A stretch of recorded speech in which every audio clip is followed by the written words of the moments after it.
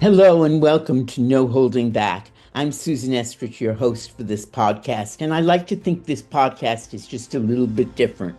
We don't yell and scream at each other.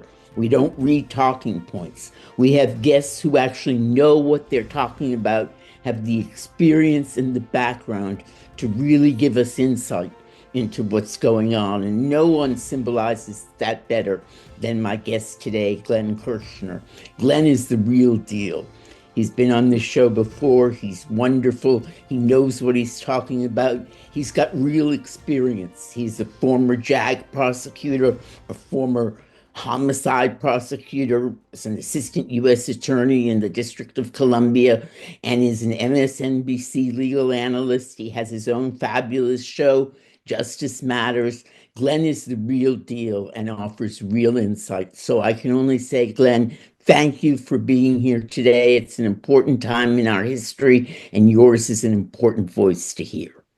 Well, thank you for that kind introduction, Susan. And I will say a few months back, I actually asked to be released from my MSNBC contract 6 months early because I decided I wanted to be 100% independent in all of my work, in all of my reporting, and in all of my legal analysis. So that's what I'm doing now, and I'm thrilled to be here with you.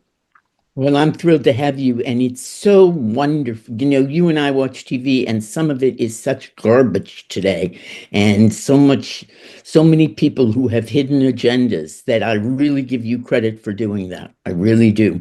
Glenn, tell me what you think as a former military man, as somebody who understands this administration. What the hell was going on at the Defense Department at Quantico with Trump and Hegseth? I mean, what was this all about?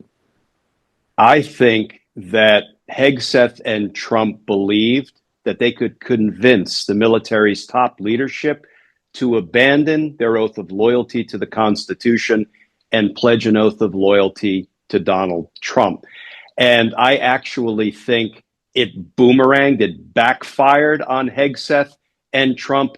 And I actually think when we look back, when we have won this war for the heart and the health of democracy, we may be able to look back at that meeting at Quantico as one of the defining moments because, you know, the military leadership in that room, both the officer corps, the enlisted corps, the NCOs, the soldiers, the command sergeants, major. I was active duty 6.5 years, and I knew that it was the NCOs, the sergeants, who really made it all work.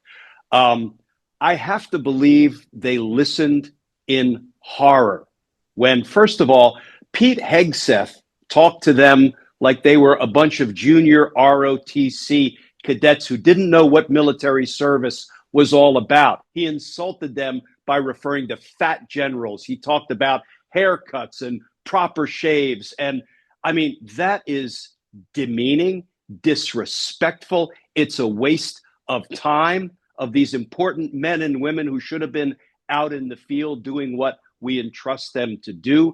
But that paled in comparison to what Donald Trump did. When Donald Trump said that he wants the military to use American cities as training grounds, what does the military train to do? Fight and Wars. win wars. And Donald Trump said in no uncertain terms, I want you to fight the enemy from within, American citizens, and I want you to use American cities as military training grounds. Susan, if there was any lingering doubt in the minds of any of those military men and women that Donald Trump is entirely unfit to be commander in chief of the armed forces, he dispelled that doubt. And I have to believe that they will internalize that and they will now be on point looking for Donald Trump to abuse the power and authority of the U.S. military. I think it was actually an important moment in our nation's history. Well, that's what I was going to ask you because my fear, like yours, was that this whole thing was an exercise in getting the generals to pledge allegiance to Trump. And it was, you know, not to mention Nazi Germany again, but it was a little bit like pledging allegiance to the Fuhrer over the country. And I was worried that he was bringing them all in here and that they were going to have to take some kind of oath of allegiance to President Trump rather than to the country. And instead, he came in and he humiliated them. I mean, look at the fat man standing next to Pete Hegseth. If you don't want fat generals and fat admirals, what do you want a fat president for? And yet, I wonder, will they take away from that suspicion of what the administration orders them to do? Or will they, like good soldiers, simply go into America's cities and what? Stage war against Hispanic immigrants? I mean, what is that about? I hope that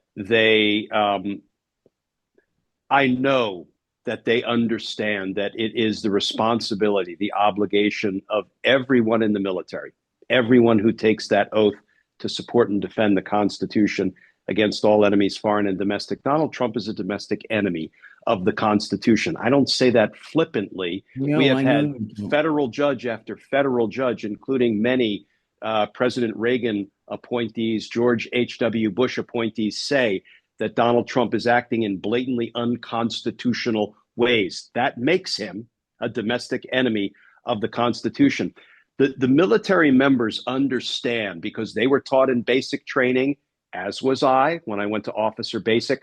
I had a second go round when I went to the Army's JAG school on the campus of the University of Virginia, where they send where they send lawyers to learn how to be Army lawyers before they send you to your first active duty assignment. And what I was taught over and over and over again is that, yes, we must obey lawful orders, but really more importantly, we must disobey patently unlawful orders. And what I see, Susan, is when he deployed the military to the streets of Los Angeles, that looked unlawful at first blush, looked like at least a violation of the Posse Comitatus Act, which Mhm. prohibits military members from being used to police the streets of America, enforcing civilian law. It looked that way. But now what we know is that it was absolutely a violation of federal law because Judge Charles Breyer, who has held Yep. a trial on that very issue, Yep. substantively ruled that Donald Trump violated federal law. So it seems to me that military commanders should very respectfully start telling Pete Hegseth up through the chain of command, no, it's been ruled unlawful by federal courts. We're not going to comply with patently unlawful orders. Now, I just finished talking with a military expert named Dan Maurer, who taught at West Point constitutional law and criminal law. He now teaches law out in Northern Ohio University. He's an expert on the law of war, on international law, and on Mhm. domestic law. And I said, Dan, please give me some hope that military commanders are now ready to begin pushing back on deploying to the streets of America. And we had a very long, detailed conversation. He said, there are ways you can look at it and justify going into American cities with the understanding that you are not to enforce civilian law, which is impossible, Susan. We know the term Oh. inextricably intertwined. You Yep. can't send the military into the streets to protect ICE agents and federal property without de facto Enforcing engaging in local law. civilian law Of enforcement. course. So I'm hoping that after yesterday's clown show at Quantico, these military leaders start to say, enough is enough. Glenn, I was just reading a story this week in the New York Times about an acting U.S. attorney in Sacramento. I'm sure you've read about this one, who literally told the chief of the Border Patrol that he was supposed to obey a federal court decision that said you can't cruise the Home Depot lot looking without probable cause for immigrants. And she was not only removed from her position as acting U.S. attorney, but she got one of those notes in the mail from some deputy assistant to the president, said, "You are hereby fired as a career federal prosecutor for telling the chief of Border Patrol to follow just exactly what you were saying, to follow a court order applicable to Sacramento that limited as did some of the other court orders, these random arrests in Home Depot parking lots. And she's fired from her job as a career prosecutor. You were a career prosecutor. Have you ever heard of somebody being fired from their job for telling a government agent to obey the law? Not until Trump's second presidency. Now, I served under every president continuously from Ronald Reagan through Trump in his first term as a federal prosecutor. I left midway through his first term. But when he came back with a vengeance. And I mean that literally. And he began directing the firing of, for example, career federal prosecutors who had handled the January 6th Yep. criminal cases, prosecuting crimes that we all saw with our own eyes. This was not weaponization. This was law enforcement. And even beyond law enforcement, it was a fight to preserve American democracy by holding accountable those who would try to stop the certification of a presidential election. So, yeah, I haven't seen anything like this until Trump's second term. And here's the thing, these are unlawful terminations of these Yep. people. But what does that mean? It means they may be able to work their way through the procedures that allow them to finally land in court, and they will probably win wrongful termination cases and get back pay. But guess what? Who pays for that? We do. The taxpayer pays for that. DOJ, we pay their salaries when they are in there, enforcing Donald Trump's illegal and unconstitutional executive orders and actions. We're paying DOJ's salaries. We're paying Pam Bondi's salary. And we're paying when the lawyers who were wrongfully terminated ultimately get their back pay. This is like lose, lose, lose, lose. The only one who wins, Susan, is Donald Trump personally, because he doesn't give a rat's ass about the health or viability of American democracy. He cares about, his own enrichment, period. And how the Republicans in Congress, I mean, as a young man, I voted for Ronald Reagan and George H.W. Bush. As an older man, I voted for Barack Obama and Joe Biden and Kamala Harris. But this, to me, is not about politics.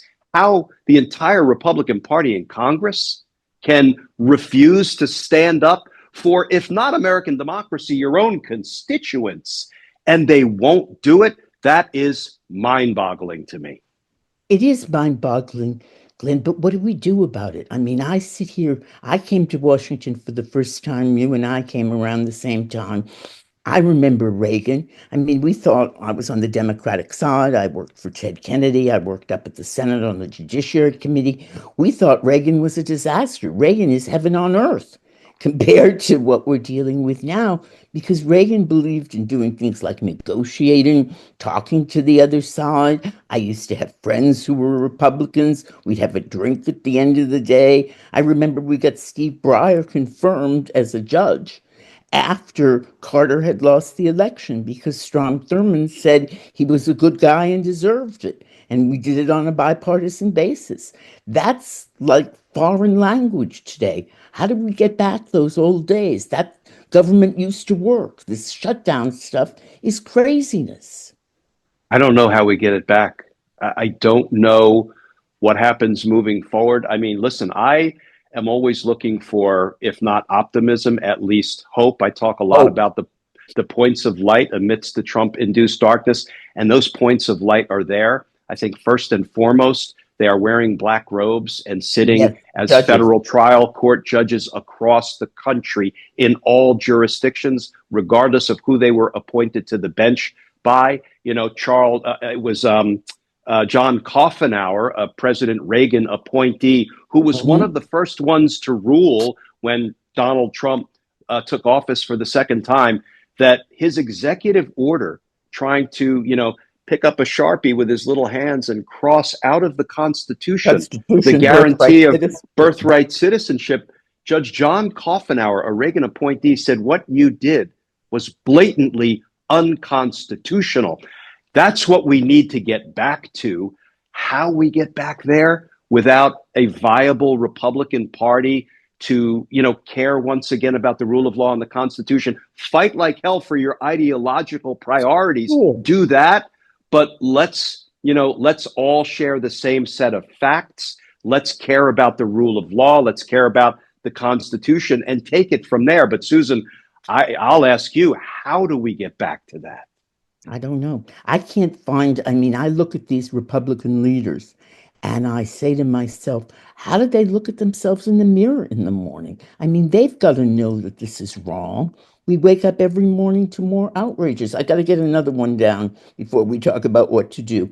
James Comey. Now, I'm not a James Comey fan. I remember when Comey was playing around with Hillary's tapes right before the election, and a lot of my Hillary friends blame James Comey for Hillary's loss of that election. The idea that James Comey is some, Democratic whatever is nuts.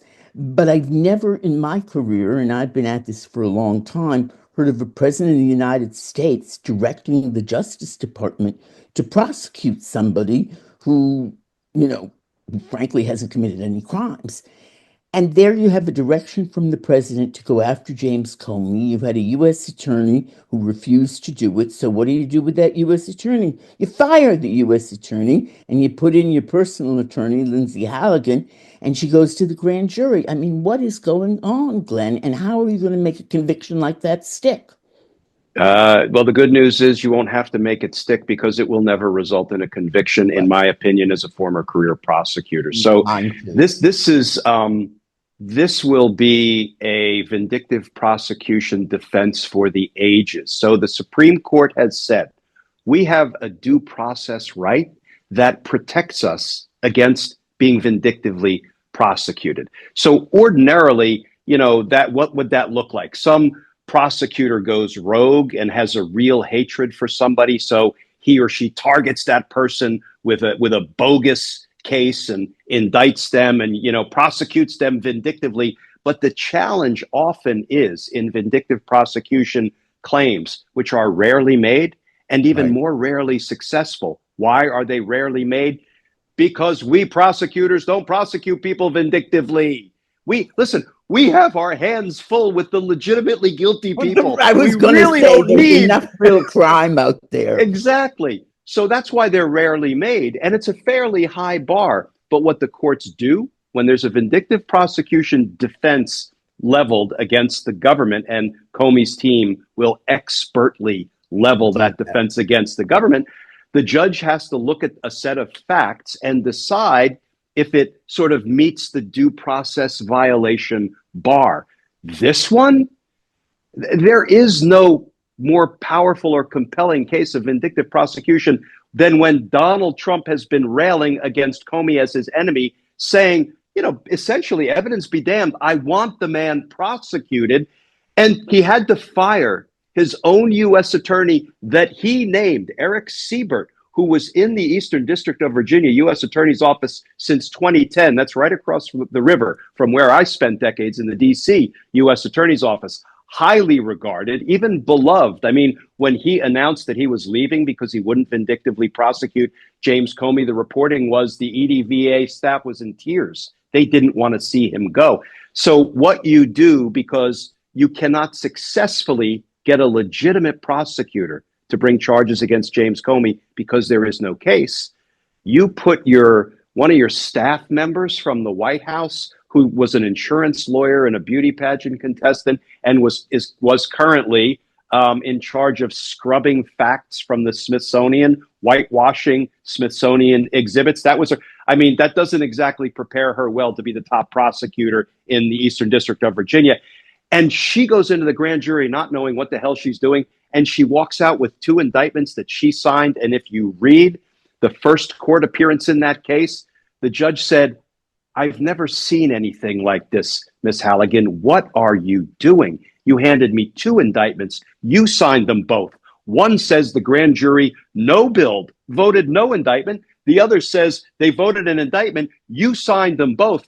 And her answer was basically, humana. She had nothing because she doesn't know what she's doing.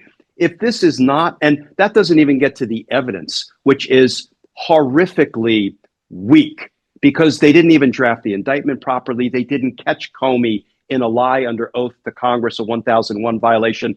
It's going to fall apart in so many ways, but I think primarily it's going to fall apart in the motions hearing phase of the case early on when they put all this evidence of vindictive prosecution on. And Susan, they can call witnesses in a hearing on that motion to dismiss up to and including Donald Trump. That's So, what I was you going to know, ask you. I mean, isn't this putting Donald Trump on trial? I mean, if you were advising Donald Trump, and if he listened to any advisors like you would have told him that going after Comey this way was going to expose him to being put on trial for yep. vindictive, and that it would be a very dangerous misstep and it would never result in a conviction. Now, is there no one around Donald Trump who offers the same advice that Glenn Kirschner and Susan Estrich know at the top of their head is correct? I mean, does no one tell him the truth? No, because he only wants yes men and yes women. He has surrounded himself with flunkies and lapdogs and sycophants and incompetents and sometimes imbeciles. And they're not willing to give him any legitimate advice. They just want to say, yes, Mr. President, whatever you want. But here's the point of light associated with the Comey prosecution. And it's considerable, in my opinion. Just as Donald Trump, who thinks he's the biggest, baddest dictator on the planet, he couldn't even keep Jimmy Kimmel off air for more than 1 week. You, my friend, are not much of a dictator. You're not really doing this dictator thing all that effectively. If you can't keep a comedian off air for a week, and who bucked him? Well, Disney bucked him. ABC ultimately bucked him. Even Sinclair and Nexstar bucked him. They bucked the dictator, which tells us the dictator is weak, not strong. Here is what the Comey indictment will expose when that case falls apart spectacularly in court, that Donald Trump is a paper tiger. He is weak, not strong. He can indict somebody, but he can't convict them. He can't send them to prison. He can only do but so much harm, and that will reduce the seriousness of his threats moving forward. Here's the other thing.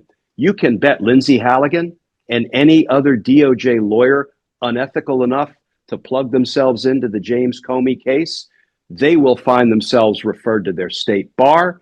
They will have an ethics investigation conducted, and they will be, I suspect, ready to join a club that includes Rudy Giuliani, Kenneth Chesebro, John Eastman, Jeffrey Clark, the Disbarred Lawyers Club. The Disbarred Lawyers And Club. that's where Lindsay Halligan and anybody else who plugs into that prosecution will likely find themselves. What about these other U.S. attorney's office? I mean, you see him filling these slots. I mean, Jeanine Pirro, I know from Fox News. But what is she doing heading your old office? Getting the grand jury to tell her, no, we will not indict the cases you are putting before us. What's going on? Tell us what's going on. 7 times grand juries have voted no to felony charges that Jeanine Pirro tried to figuratively cram down their throats. These are cases, you know, I know. I bet you've never had a grand jury say no to you in your life, Glenn. Right? Not once in 30 years. And you know why? 30 I years, didn't present them bullshit cases. I didn't present them a case that was so weak on the facts that I couldn't, you know, make out the elements of the crime. Never. And, you know, Susan, if I began presenting a case to a grand jury, and let's assume that I had one really important witness, but that witness ended up sort of falling apart, disintegrating, retracting their story, making themselves kind of incredible and not usable at trial. I then said, ladies and gentlemen, I'm not going to ask you to vote on charges because I wouldn't be disrespectful like that. The evidence isn't there, so let's move on to the next case. That's the way prosecutors, honest prosecutors, act every day, 1,000 times over in grand juries across the country. But Jeanine Pirro 7 times presented cases to the grand jury and 7 different grand juries, and they said, no, you don't have it, and we are not going to do your dirty bidding or let you get away with overcharging or abusing the grand jury. And Susan, let me give your viewers, your listeners, some idea of just one of the cases. And it was the one where the DOJ employee, a paralegal, was so angry that Donald Trump had militarized the streets of his city, our nation's capital, that he stood there with a Subway sandwich and he was yelling at these officers, get out of our city. This is our city, not yours. We don't want fascism here. We don't need you here. And he threw a sandwich. And the Threw it down. That was sandwich the one I bounced heard about. off the bulletproof vest of the officer. Now, let me say first, as a career law enforcement official, don't throw sandwiches at the police. Don't do it. Don't put your Thanks, hands Glenn. on the police, because if you touch somebody and it's not consented to, that's a form of assault called a battery. Don't do it. However, However, I would sandwich. screen these cases, particularly when we had protests in DC, and we were always having protests in DC. The senior prosecutors got pulled in to do what's called screening duty. We would look at every arrest and the police file that accompanied every arrest. And you might have hundreds of protesters who were arrested, and we had to assess, is the quality and quantity of evidence showing this person committed a crime such that we should charge the case or decline to charge the case. 80 or 90% of the cases get declined when they lock up protesters. Why? Because what they're trying to do is calm everything down in the moment. They put flex cuffs on people, they bring them down, but there's no evidence that they committed a prosecutable crime. And Susan, the officers themselves, and I loved and respected all of the officers that I worked with in my career as a prosecutor, because in DC in particular, it wasn't just the Metropolitan Police Department, the local Washington, D.C. city cops. It was FBI and ATF and Park Police and Capitol Police, Secret Service, Uniform Division, the Marshal Service, the Postal Police, the Amtrak Police, the Smithsonian Police. I mean, it goes on and on and on and on, right? I respected them all. And for the most part, they were protect and serve kind of people. They were doing the right thing in the right way when they were policing the streets. But they would come to me, like this guy who had a sandwich bounce off his bulletproof vest. You know what an officer like that would typically come to me and say when I was screening the case? Glenn, you don't need to charge this. This is not a big deal. Or at most, they might say, look, Glenn, this is a misdemeanor. This is not an 8-year felony when somebody tosses a sandwich at a police officer, but not Janine Pirro. She went into the grand jury, sent somebody into the grand jury to demand that they indict the Subway sandwich wielder for an 8-year federal felony offense. And the grand jury said, we sit as the conscience of the community, and our answer, Janine, is no, get out, figuratively speaking. Why is she doing that? Because she got to be tough on crime, and she's got to, implement all Tough of on Donald crime by Trump's. indicting somebody on a sandwich? Yeah, I mean, well, what does that prove? And what are the Republicans in the Senate and in Congress doing about that? They're doing nothing. they don't care about the rule of law. They don't care about the rule of law they've laid down. They don't care about their own power and authority. Donald Trump is violating the congressional power of the purse. They don't care. All they care about, Susan, and I think they've proved this, I'm going to reach the reasonable inference and conclusion that all they care about is maintaining their office. They just want to be reelected. And they know if they breathe a word against Donald Trump, they're going to run the risk of losing some segment of his MAGA base, and they may not get reelected. That seems to be all they care about. Isn't that disappointing? I mean, I find it really disappointing because I, like you, grew up to believe in public service and grew up to believe in public service as something that isn't divided on partisan lines, that we serve the public and we do what's right and we work with the other side. And I just don't know what we do right now. I mean, you're out there, you're doing the right thing. I'm out there, I'm trying to do the right thing. But it all feels like tilting at windmills with these folks. Because as you say, Donald Trump doesn't give a rat's ass. Yeah. So how do we have an impact? How do we reach out? There must be reasonable people on the other side. You and I have been on the opposite side of issues. We are used to talking to people we disagree with. Where are the loyal people who may be Republicans or Democrats who are going to put a stop to this? I think we are the ones who are going to put a stop to this, right? No one person is going to save us. No one politician, no one prosecutor, no one special counsel, no one judge. There is no hero coming, right? Galloping in, on the white horse. We are the ones who, and it's always been up to us, right? We were always the ones who were going to course correct. Usually, what we used to say, you vote the bums out, right? We would go to the polls and we would try to vote out the people who were not up to the task of public service and vote good people in, which is probably part of the reason Trump and company are trying to interfere in our free and fair elections, because they know they can't win on the merits. But we are the ones who are going to save us. How do we do that? We've heard all of the standard ways to engage. Obviously, call, write, text, talk to all of your elected officials, not just in Washington. You've got school board members, you've got town council members, you've got your city's mayor, you've got your state's governor, there are lots of levels of politicians, and we should be talking and writing and communicating with all of them constantly. Pressure bursts pipes, and constituent contact still really matters. I interviewed Senator Sheldon Whitehouse not too long ago on my YouTube channel, and I'm like, can you give us some outside the box ideas of what we can be doing? Sure. Among other things, he said, look, first of all, if you live in a blue state, you may feel like, listen, I can tell my elected officials what I want, but they're already doing it. They just don't seem to have an impact. He said, well, what you should do is spend all of your days reaching out to your friends, your family, your acquaintances, your coworkers, your former coworkers who live in red states, and just write out a paragraph or two to make it easy for them and urge them to call their elected officials in red states, because pressure bursts pipes.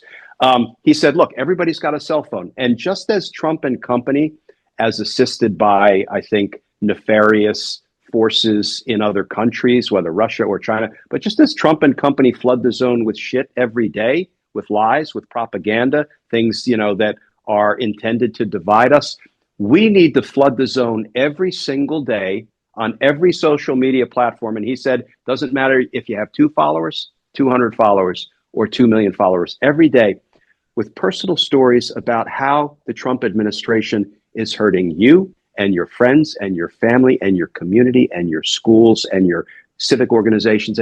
And that should be your mission and your mantra every day, because that's not just pointless social media engagement. It matters. Flood the zone with those personal stories about how you're being hurt, because it will resonate with some people.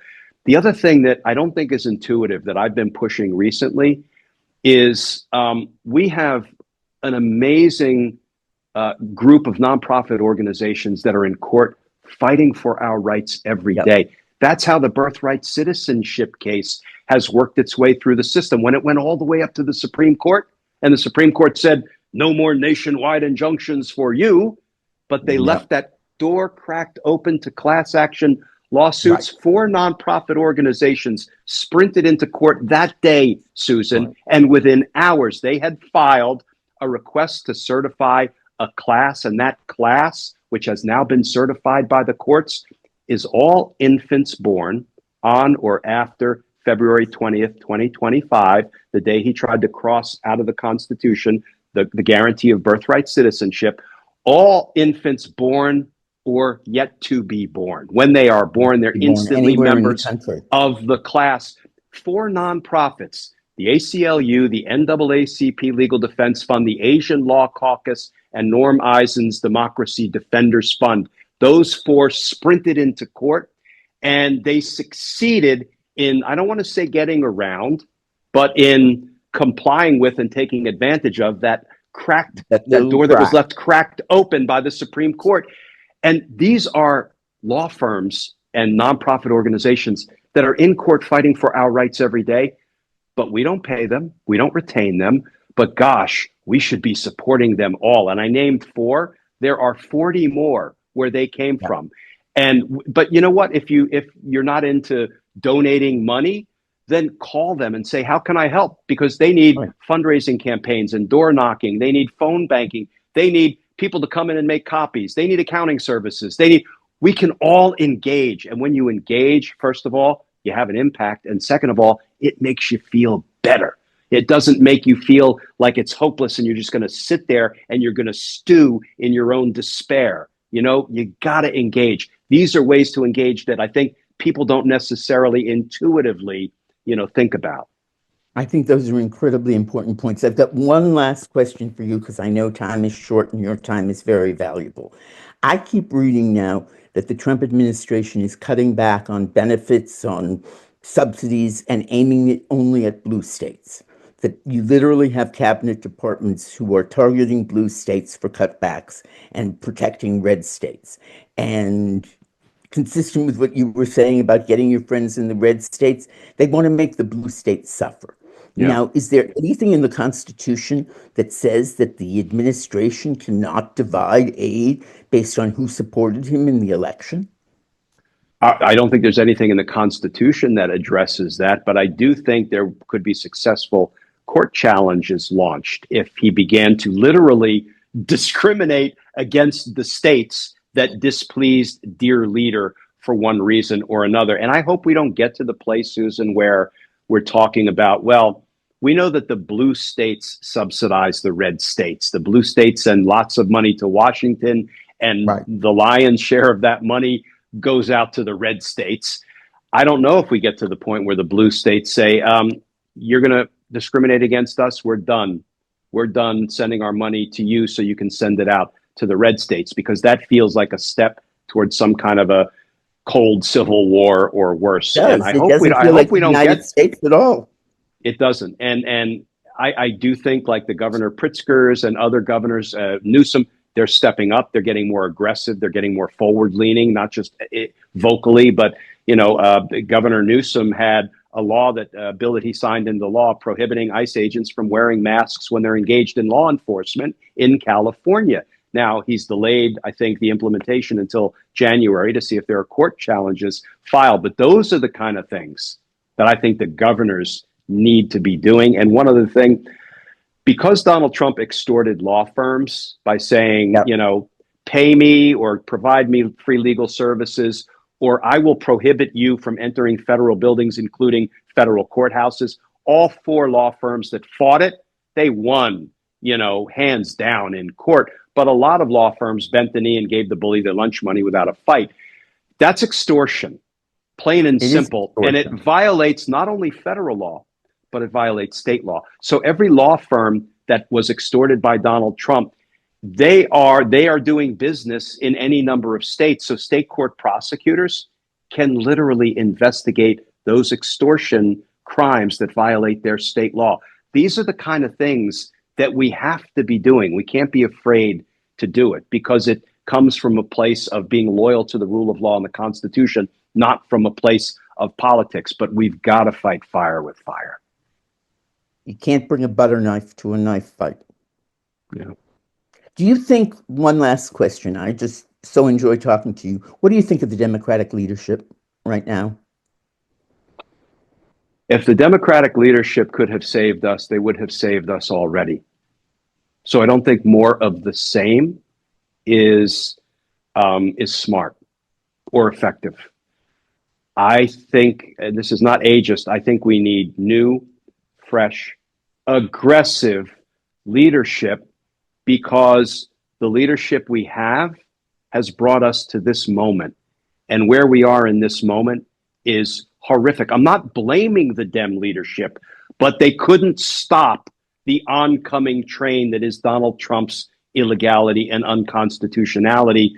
So doesn't it feel like it's time for new leadership? It does. Do you see anybody out there, Glenn? You see them all up close. Yeah, I finally asked you a question that causes you to pause. It does cause me to pause. I mean, I like the fire of AOC. I like the incredible wisdom and communicative abilities of Pete Buttigieg. I like the fire of the Pritzkers and the Newsoms. Tallarico, I'm sorry, James Tallarico. I'm sorry if I'm forgetting that young man's name out in Texas, who is just a savant when it comes to communicating, particularly about matters involving religion. I see a lot of talent. I wish they could band together, and we could put a leadership team together, because it's not going to be one person, but it's going to be a group of people who can inspire us, we the people, to rise up in that 3.5% of the population number that autocracy experts tell us, that's what it takes to topple a dictatorship. We have to do it peacefully. Let them use nightsticks and rubber bullets and tear gas. We will remain peaceful. And the more they resort to violence, and I fear Donald Trump will begin resorting to violence more and more, the more he exposes himself as weak, because he can't intimidate people into complacency or submission. If he has to start resorting to nightsticks and rubber bullets, that will galvanize the opposition and make us stronger, in my opinion. I don't want any of this to actually come to fruition, but we need to get to 3.5 of the population rising up, general strikes. Let's leverage our financial power, because goodness, we have financial power if we band together. And let's do it, because we can, and we're the only ones who can save us. And that's what hope is all about. The difference between hope and optimism is the difference between blind hope and the hope that comes from working together. And that's what we have to do. Glenn Kirschner, it is such a pleasure. You are a national treasure. I recommend to everybody that they watch your YouTube show, Justice Matters, right? And then I'm on Substack as independent media now. So I get to be on with Jim Acosta and Don Lemon and others who have gone to independent all the people who have media. no longer got the jobs they used to have. So 8:30 p.m. Eastern time every night, we have a community meeting almost every night, and we talk about the legal issues of the day. We have lots of people who are there asking great questions. So I invite everybody to come to Substack. Importantly, Susan, I put nothing behind a paywall.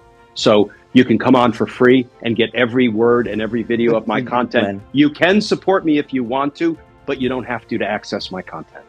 Well, I'm going to do that today. That's my resolution for today. Glenn Kirschner, thank you so much for joining us. Thank you, everybody, for listening to No Holding Back. If you enjoyed the show, come again, leave reviews. You can find us at Apple and Spotify. You can find my twice weekly columns at creators.com. Be well. Happy New Year if you're celebrating the new year. And thanks again to Glenn Kirschner. Have a great day. Thank you, Susan.